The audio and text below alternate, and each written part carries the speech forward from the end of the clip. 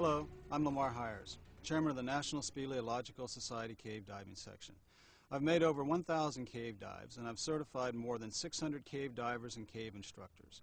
These divers and instructors have made thousands of safe cave dives. On the other hand, I've been involved in the recovery of more than a dozen divers, ranging from beginners to instructors, who didn't have any cave training and died in caves. Every one of these tragedies was completely unnecessary and avoidable. The ultimate goal of the cave diving section and diving professionals everywhere is to reduce these accidents to zero. I'd like to thank the dive operator and instructor who has shown you this videotape, and also in their efforts in helping us with this. I'd also like to thank you for giving me a few moments of your time to talk about the hazards of overhead environment diving, especially caves. The easiest way to explain the danger of diving in caves without the proper training is to show it to you by following a typical accident scenario. This is Bill and Fred, two experienced open water divers who are about to dive in the open water adjacent to a cave. Bill and Fred start the dive staying in open water, like they've been taught. After a while, curiosity leads them to the cave mouth. Fred has a dive light with him, and they discover they can see pretty far back. At this point, they make a critical error to go in just a little ways. These divers know better. They were taught not to go into caves. Perhaps when they thought of caves, they thought of a dark, scary place. But the cave isn't dark and scary. Perhaps they rationalized to themselves that the rules don't apply here. Perhaps one of them went into the cave before and got away with it. Not this time, though. At first, they're having a great time. The water's air clear and warm. They may even pass a sign trying to remind them, one last time, to turn around before it's too late.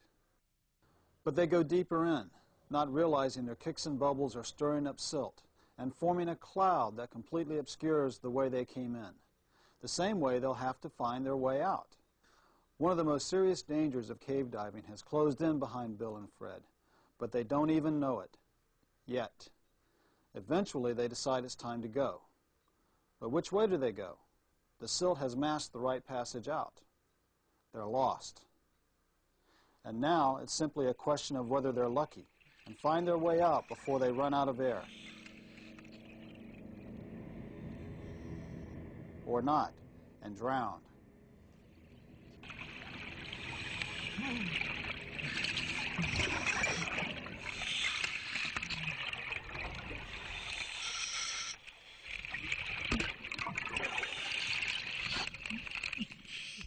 This isn't the only way accidents happen in caves. Even without silt, there are dozens of scenarios that lead to the same grave end.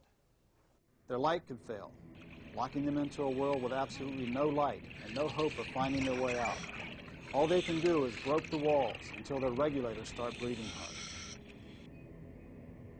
Even avoiding silt and a working light are no guarantee. Turning to leave, they discover that what seems to be the way out isn't. Once again, it's simply a question of luck. The game is Russian roulette. Will they find their way out first or run out of air first? Or it may not matter whether they're lost. They may use too much air going in, not realizing they won't have enough air to make it back to the entrance.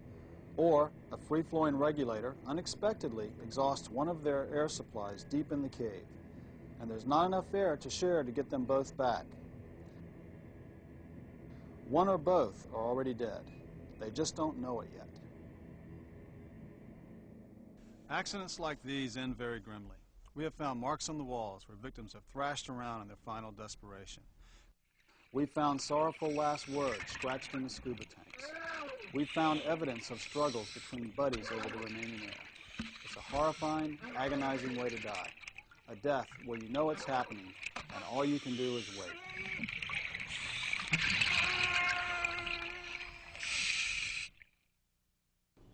If I'm scaring you a bit, good. That's the point. But I'm not telling you can never dive in a cavern or cave. What I'm telling you is that to do it right, you need to have the training, the experience, and the equipment necessary to do it safely. Cave divers rarely have accidents in caves. It's the divers without cave training who have them. Cave divers are trained to use special kicks to move through the cave without stirring up silt. They learn to avoid contact with the bottom, even when sharing air, writing on a slate, or handling a problem. Cave divers are trained to use special equipment. They use special lights that are much more powerful than regular dive lights. They carry at least 2 backup lights each. And they use redundant regulators to handle life support failure. And they're trained in special air sharing techniques needed for long swims out of a cave. Cave divers plan their air supplies carefully, keeping enough so that they can make it out even with unplanned delays or if sharing air with a team member. Cave divers always have a continuous guideline back to the surface, but it's not as simple as unrolling a reel behind you. Cave divers must learn to lay a line so they avoid entanglement, so they don't confuse it with other lines that may be in the cave, and so they don't break the line or cause it to pull free. Cave divers also learn to protect the fragile cave environment. As your instructor probably told you, if you break a piece of coral, you may have destroyed 10 years of growth.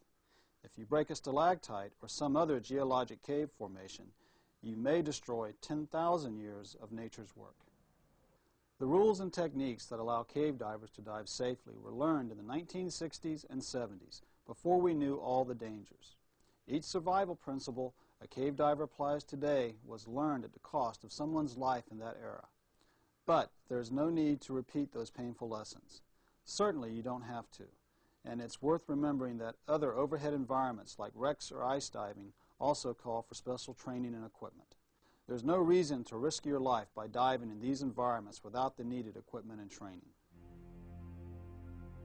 Underwater caves are beautiful, magical places. Cave diving isn't for everyone, but for those who answer the call of their challenge and mystery with the proper equipment and training, they're the most wonderful places on earth.